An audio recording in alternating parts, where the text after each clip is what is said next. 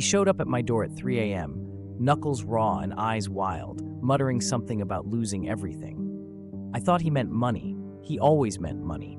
But this time, it felt heavier. My stomach twisted as he begged to come in, collapsing on the couch, face buried in his hands. The air was thick with the stench of whiskey and desperation. I wanted to scream, to ask him where he'd been, but I just stood there, watching the man I loved unravel.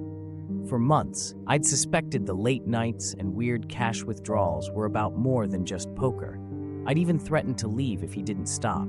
He'd laugh it off, promise me trips and dinners, and I'd let myself believe him. But then he confessed, voice barely above a whisper, that he'd been paying my rent with money from someone he called the benefactor. My knees buckled. He said it so matter-of-factly, like telling me the weather or the score of a game. I asked who. He hesitated, then spat out the words, my sugar daddy. I wanted to hit him, to shake him, to make him feel the betrayal burning through my veins.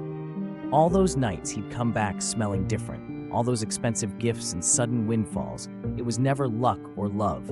It was a transaction. He started crying, telling me he did it for us, that he couldn't stand watching me struggle while he gambled away what little we had.